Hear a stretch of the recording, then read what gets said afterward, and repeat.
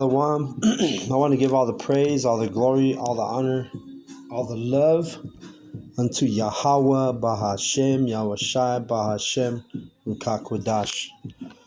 Double honors goes out to the elder apostles of Great Millstone for teaching me the truth. Also, want to acknowledge the Akyam who are pushing the truth with sincerity throughout the four corners of the earth. All right, so I'm gonna go in because we're getting close. We're closely approaching Passover. All right, and shoot, like we always say, Lord's will. This is the last Passover we hold. Lord's will. But the last Passover we keep. So anyway, I'm gonna go ahead and without further ado, just go in on Exodus 12. And it's beautiful being in this truth, now getting some experience in this truth and time, I'm not sure, I don't remember how many Passovers I've held with the brothers and, not off the top, but, it's always good. Like Elder Gabar, he always says, repetition is the father of skill.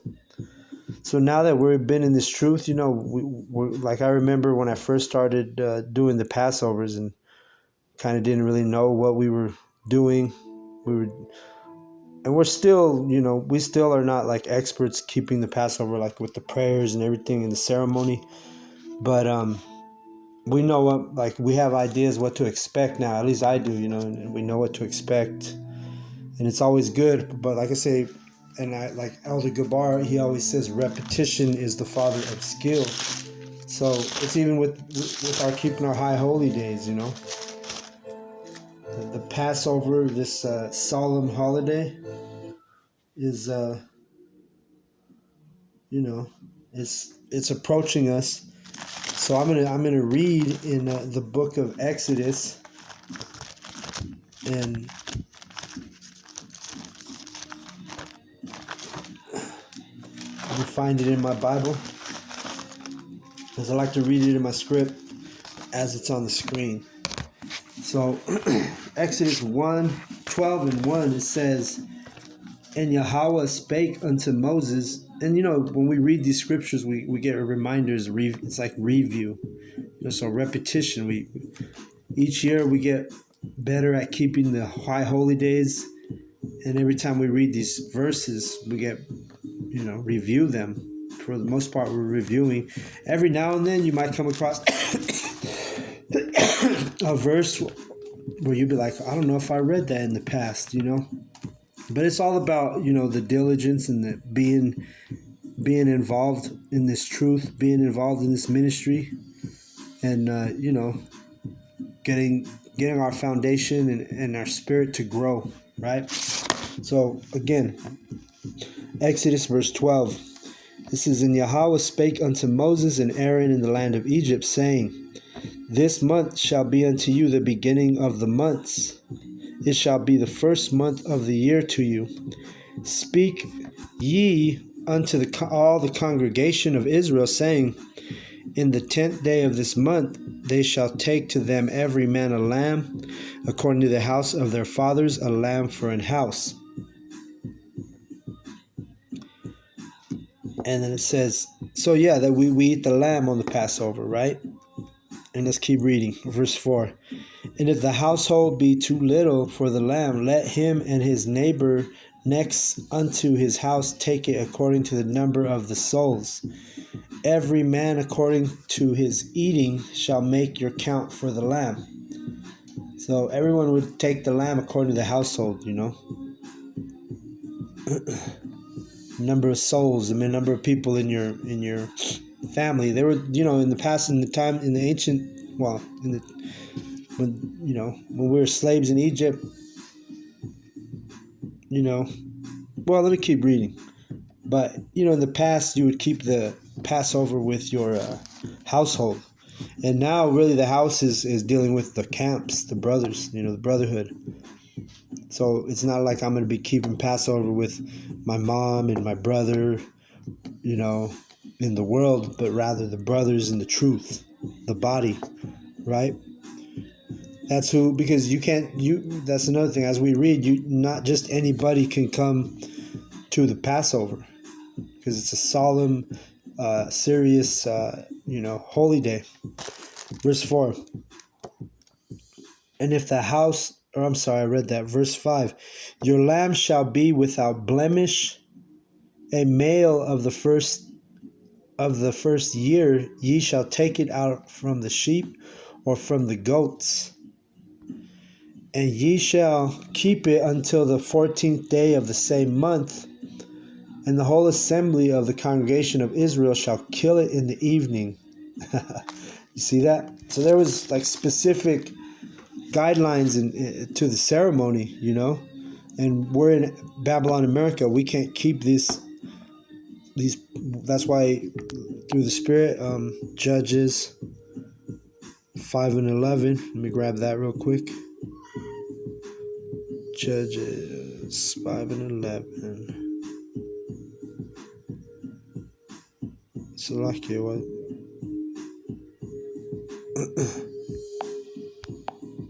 Judges 5 and 11, it says, they that are delivered from the noise of archers in the places of drawing water, because we're going to be those men, Lord's will, who are going to get delivered when the archers, which is the missiles, start shooting.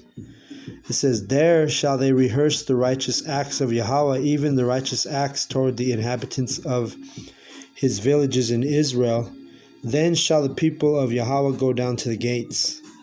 So right here it's telling you this is where we're going to rehearse our righteous acts, and part of the rehearsal is the Passover until our Lord Yahweh B'Ashem Yahushai comes back, right? So we're going to, in the meantime, we're going to be delivering, rehearsing the righteous acts. So yeah, we're keeping the Passover, but again, it's just a rehearsal still, because we can't even do what the true requirement is of the law. None of us brothers has a farm where we can take a lamb 1 year old and without blemish, and you know what I'm saying, kill it after a month. What did it say? Let's go back to that. And ye shall keep it until the 14th day of the same month, and the whole assembly of the congregation of Israel shall kill it in the evening. You see that?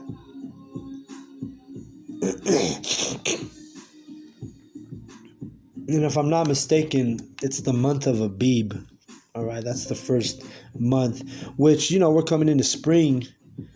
And in reality, the spring is the new year, not the middle of winter, January 1st. It's not the new year. That's Esau Edom's bullshit. Because you got to remember, as it tells you in Daniel, let's go to that real quick, Lord's will. I can pull it right up. Yeah, Daniel 7 and 25. And he shall speak great words against the Most High, and shall wear out the saints of the Most High. And you know this fucking devil is wearing us out, man. We're oppressed up in here. We the men of Yahweh B'Ashem Yahushai, we're in that mindset where we get vexed on the daily because of all the abominations around us and everything that we see going contrary to, the way it's supposed to be. So it says, and shall wear out the saints of the Most High. That's what he's doing. This is talking about the Esau Edom. And to think to change times and laws, and they shall be given into his hand until a time and the times and the dividing of time. So he changes times and laws, right? Yahweh B'Ashem Yahushai, I did a lesson a few weeks back where I stressed the fact that Yahweh B'Ashem Yahushai, Yahweh's laws have never changed. All right? And Esau Edom, he changes laws all the time. He changes the laws of the Most High, matter of fact. And it says, think to change times and laws. So even the months, right? Esau Edom, he changed like during the, I believe, Caesar, Greco-Roman, time of the Greco-Romans. That's when they started doing the Julius calendar. After, that's why you have the month July. It honors Julius Caesar, you see. So, and among the other months too, it all goes back to the Greco-Roman Empire. You see, so um,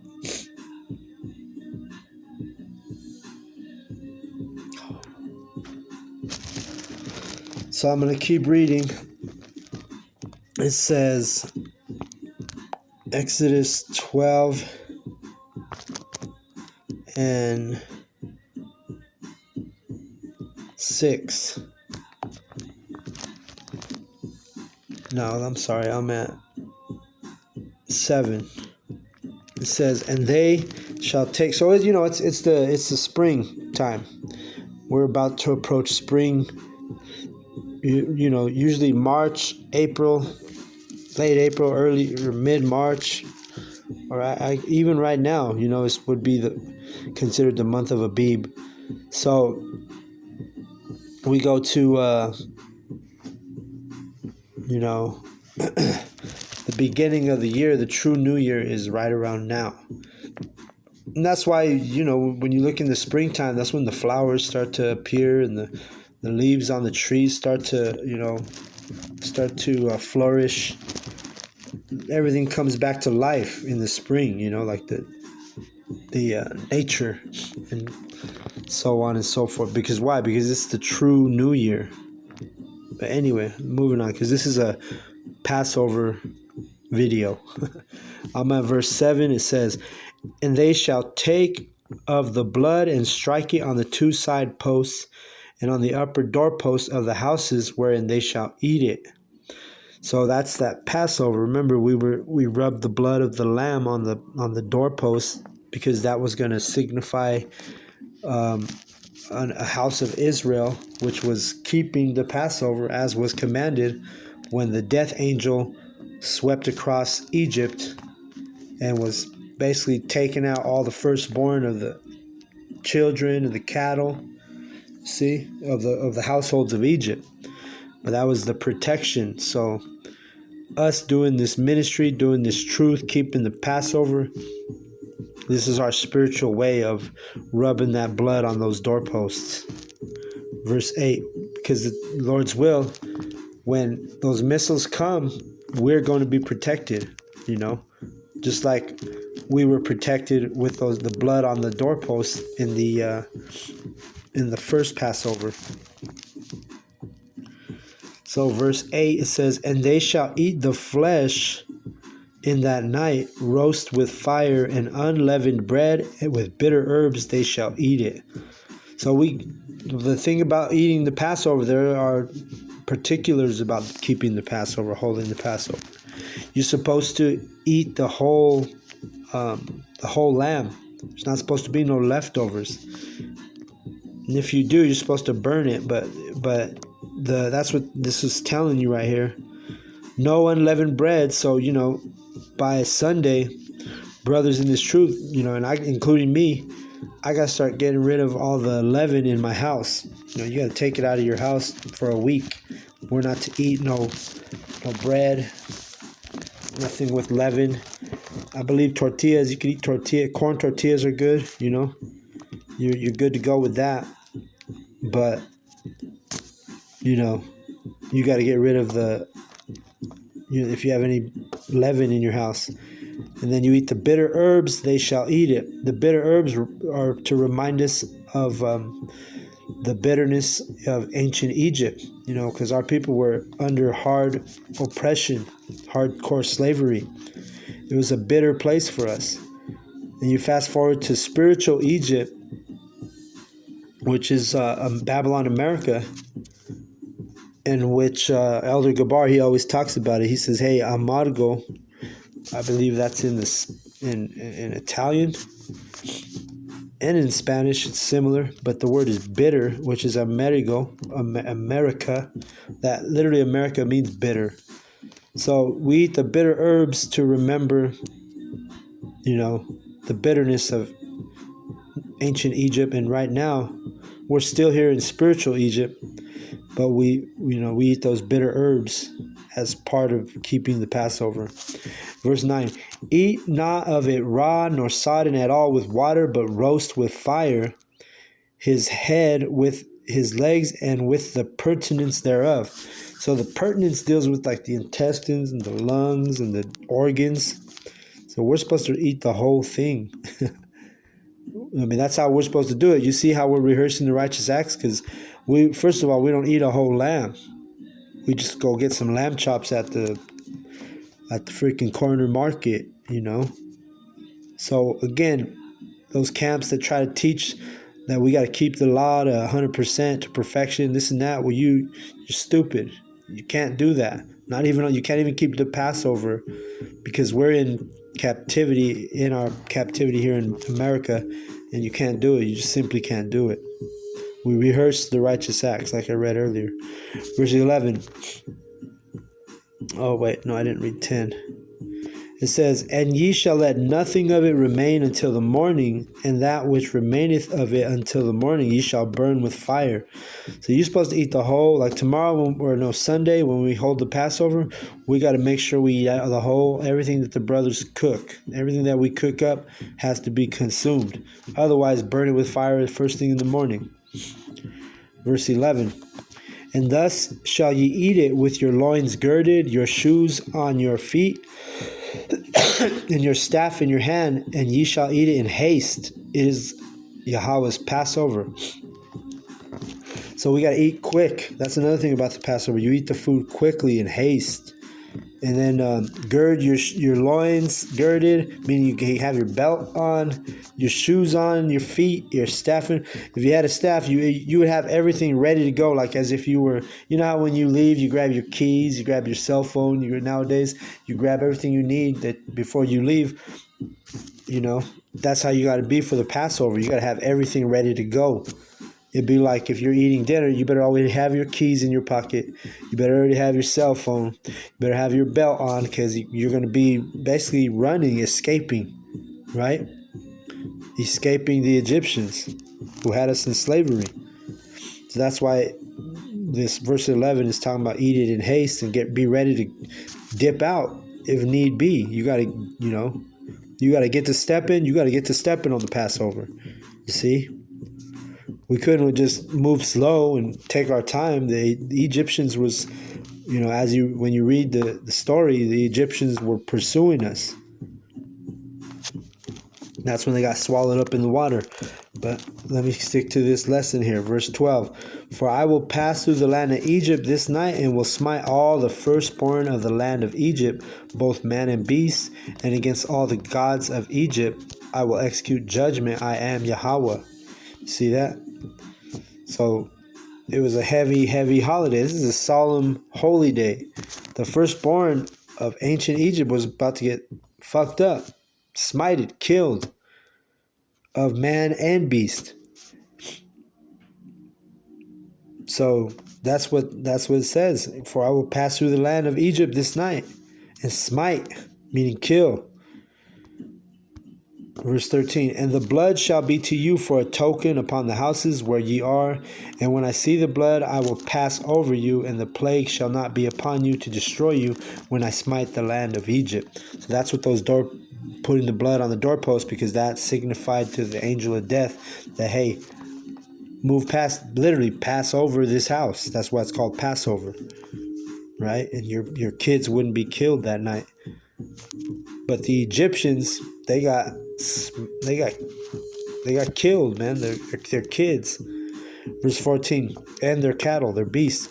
It says, verse 14, "And this day shall be unto you for a memorial, and ye shall keep it a feast to the Lord Yahweh throughout your generations. Ye shall keep it a feast by an ordinance forever. 7 days shall ye eat unleavened bread. Even the first day ye shall put away the leaven out of your houses. For whosoever eateth leavened bread from the first day until the 7th day, that soul shall be cut off from Israel." So you see the seriousness? People will say, "Oh, well, you think you're going to just be cut off just for eating some damn bread?" And the answer is yes. It's a commandment. See, this is why we do this. This is why I'm doing this lesson right now. To get in this solemn state, get in this Passover state of mind, Because reading a verse like this, like, yes, you need matter of fact, I might start throwing the bread out tonight just so I don't forget, because I'm going to go to the brothers on Sunday and I don't want to forget, like, leave my bread right on the counter and, look, we just read it. Hey, whoever eats this bread is going to be cut off from Israel. If you got 7 days, you got to just not eat any type of leavened bread. Verse 16. And in the first day there shall be an holy convocation, and in the seventh day there shall be an holy convocation to you. No matter of work shall be done in them, save that which every man must eat, that only may be done of you. So, call Allah Yahweh Bashem Yahushai. I have a job where I'm able to take Sunday off for the Passover night, and I'm looking forward to, holding the Passover with the camp out here in Denver, the brothers of GMS. Verse 17. And ye shall observe the feast of unleavened bread, for in this selfsame day have I brought your armies out of the land of Egypt. Therefore shall ye observe this day in your generations by an ordinance forever. So it says an ordinance forever. Ordinance means law. So we're supposed to keep this law forever. And we're remembering, Yahweh's remembering. He's saying, hey, the Feast of Unleavened Bread, that's another name for the Passover. For in this same day I have brought your armies out of the land of Egypt. So this is a memorial where we're remembering when Yahweh Bashem Yahushai delivered us out of Egypt the first time, right? Verse 18, in the first month, on the 14th day of the month at even, ye shall eat unleavened bread until 21st day of the month at even. 7 days shall there be no leaven found in your houses, for whosoever eateth that which is leavened, even that soul shall be cut off from the congregation of Israel, whether he be a stranger or born in the land. So again, that leaven, really, another word for leaven is yeast. If you have any yeast, you need to remove that from your house, right? Verse 20, ye shall eat nothing leavened, in all your habitations shall ye eat unleavened bread. Then Moses called for all the elders of Israel and said unto them, draw out and take you a lamb according to your families, and kill the Passover. All right, there it is. We can't do that, we just got to go to the supermarket and get the best lamb chops we see.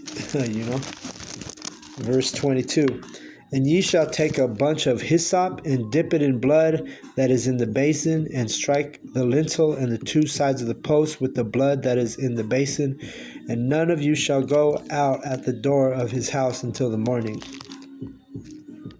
For Yahweh will pass through and to smite the Egyptians, and when he seeth the blood upon the lintel and on the two side posts, and Yahweh will pass over the door. And I should say Yahweh Bashem Yahushai will pass over the door and will not suffer the destroyer to come in unto your houses to smite you. So that's the same thing, man. We're keeping this Passover because let's say it's not going to happen tomorrow, but let's say nuclear war started popping off. Well, hey, that's that. We're going to hope that our households we're going to be the ones delivered. Just like we were delivered from the destroyer, like we just read here, during the during the first Passover, we left Egypt, ancient Egypt. Verse 25, and it shall come to pass, when ye be come to the land which Yahweh will give you, according as he hath promised, that ye shall keep this service. All right? So we're always supposed to keep the Passover. Whether we're in captivity, whether we have land, whether, even in the kingdom, we're going to be keeping the Passover. Salakia, hold on.